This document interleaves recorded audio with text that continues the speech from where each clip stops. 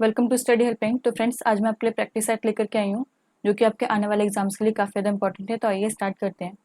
तो first question है हमारा, हड़प्पा सभ्यता में विशाल स्नानागार का साक्ष्य कहाँ से प्राप्त हुआ है? तो ए ऑप्शन है इसका हड़प्पा, बी ऑप्शन है इसका मोहनजोदड़ो, सी ऑप्शन है इसका लोथल, डी ऑप्शन है इसका धोलावीरा। तो राइट आंसर क्या है इसका?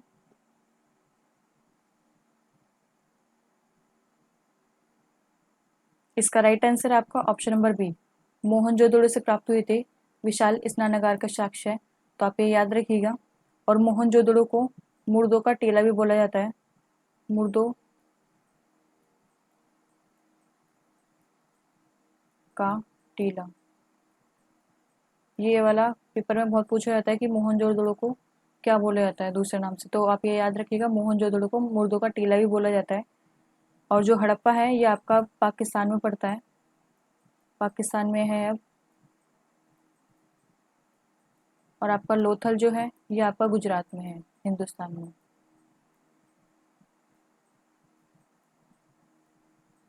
तो आप ये याद रखिएगा। नेक्स्ट क्वेश्चन पे चलते हैं। सेकंड क्वेश्चन हमारा, महात्मा बुद्ध ने अपना पहला उपदेश कहाँ दिया? तो ए ऑप्शन है इसका लुम्बिनी, बी ऑप्शन है इसका बोध गया, सी ऑप्शन है इसका कुशीनगर, डी ऑप्शन है इसका सारनाथ। तो राइट आंसर क्या है इसका? इसका राइट आंसर है आपका ऑप्शन नंबर डी, सारनाथ में दिया था अपना पहला उपदेश। तो आप ये याद रखिएगा। और लुम्बिनी में इनका जन्म हुआ था 563 ईसा पूर्व, 563 ईसा पूर्व में जो है इनका जन्म हुआ था लुम्बिनी में। आप ये याद रखिएगा। और जो बोध गया है इनको यहाँ पर ज्ञान की प्राप्ति हुई थी, ज्ञान प्राप्त हुई थी बोध गया में। तो आप ये याद रखिएगा। नेक्स्ट क्वेश्चन पे चलते हैं। थर्ड क्वेश्चन हमारा, किस गुप्त शासक को कविराज कहा गया? तो ए ऑप्शन है इसका समुद्रगुप्त, बी ऑप्शन है इसका रामगुप्त, सी ऑप्शन है इसका स्कंदगुप्त, डी ऑप्शन है इसका कुमारगुप्त। तो राइट आंसर क्या है इसका?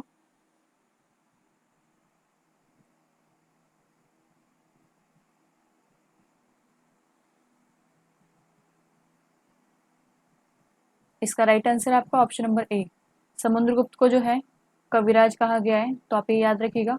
और समुद्रगुप्त के जो शासनकाल था उसको स्वर्ण युग भी बोला जाता है, समुद्रगुप्त के शासनकाल को स्वर्ण युग भी बोला जाता है। और जो आपको कुमारगुप्त है, इन्होंने नालंदा विश्वविद्यालय की स्थापना की थी, नालंदा विश्वविद्यालय की स्थापना की थी।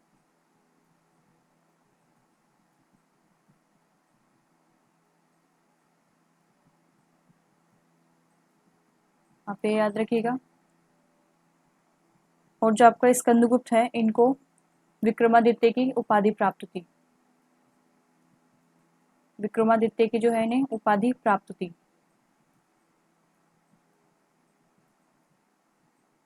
नेक्स्ट क्वेश्चन पे चलते हैं।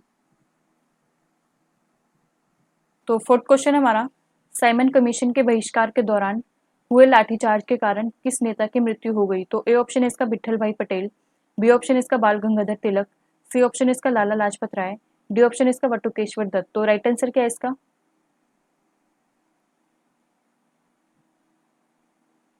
इसका राइट आंसर आपको option number C, Lala Lajpat Rai की मृत्यु हो गई थी। तो आप ये याद रखिएगा, साइमन कमीशन के बहिष्कार के कारण। और ये किस दिन हुआ था आपका? 30 अक्टूबर, 30 अक्टूबर 1920 को। तो आप ये याद रखिएगा। और साइमन कमीशन आपका भारत कब आया था? 5 फरवरी, 5 फरवरी 1920 को साइमन कमीशन जो है भारत आया था। तो आप ये याद रखिएगा। नेक्स्ट क्वेश्चन पे चलते हैं। फिफ्थ क्वेश्चन हमारा, गोलमेज सम्मेलन क्यों आयोजित किए गए थे? तो ए ऑप्शन है इसका गांधी जी का विरोध करने के लिए, बी ऑप्शन है इसका बी आर अम्बेडकर को भारत का नेता बनाने के लिए, सी ऑप्शन है इसका साइमन कमीशन की सुस्तियों पर विचार करने के लिए, डी ऑप्शन है इसका भारत को स्वतंत्रता प्रदान करने के लिए। तो राइट आंसर क्या है इसका? इसका राइट आंसर आपका ऑप्शन नंबर डी, भारत को स्वतंत्रता प्रदान कराने के लिए। तो आप ये याद रखिएगा। नेक्स्ट क्वेश्चन पे चलते हैं।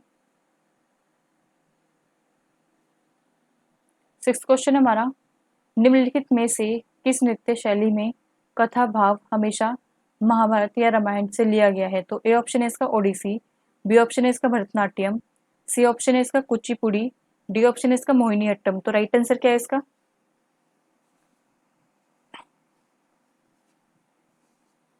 इसका राइट आंसर आपका ऑप्शन नंबर सी, कुचिपुड़ी जो है इसी में से भाव लिए गए हैं। कुचिपुड़ी में जो भाव किसके दिखाई देते हैं, किस नृत्य शैली के दिखाई देते हैं? महाभारत या फिर रामायण से लिया गया है, तो आप ये याद रखिएगा। और कुचिपुड़ी आपका कौन से राज्य का लोक नृत्य है? आंध्र प्रदेश का। आंध्र प्रदेश का लोक नृत्य है, तो आप ये याद रखिएगा। और जो भरतनाट्यम है वो आपका तमिलनाडु का है।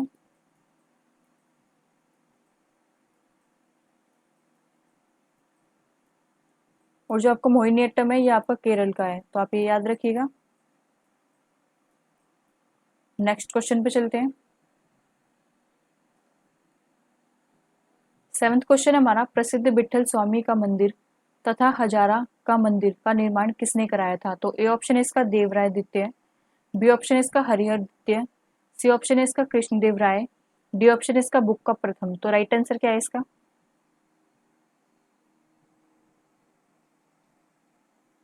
इसका राइट आंसर आपका ऑप्शन नंबर सी, कृष्णदेव राय ने करवाया था। कृष्णदेव राय ने विठल स्वामी मंदिर का निर्माण और हजारा स्वामी मंदिर का निर्माण, तो आप ये याद रखिएगा, कृष्णदेव राय ने करवाया था। नेक्स्ट क्वेश्चन पे चलते हैं। 8th क्वेश्चन हमारा, भारतीय मरुस्थल की एक महत्वपूर्ण नदी है? तो ए ऑप्शन है इसका लूनी, बी ऑप्शन है इसका नर्मदा, सी ऑप्शन है इसका कृष्णा, डी ऑप्शन है व्यास। तो राइट आंसर क्या है इसका? इसका राइट आंसर आपका ऑप्शन नंबर ए, लूनी नदी है भारतीय मरुस्थल की एक महत्वपूर्ण नदी, तो आप ये याद रखिएगा। और ये आपकी नर्मदा नदी कहाँ पर बहती है? गुजरात में। आपकी नर्मदा नदी कहाँ पे बहती है? गुजरात में।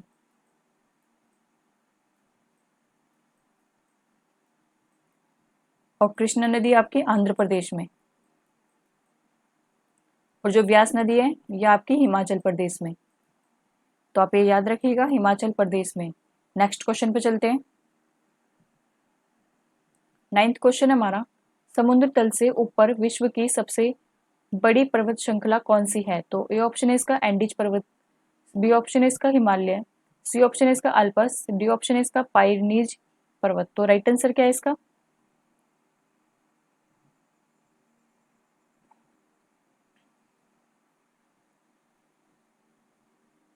इसका राइट आंसर आपका ऑप्शन नंबर बी, हिमालय है सबसे ऊंची समुद्र तल से ऊपर विश्व की जो सबसे बड़ी श्रृंखला है वो कौन सी आपके पर्वत की? हिमालय।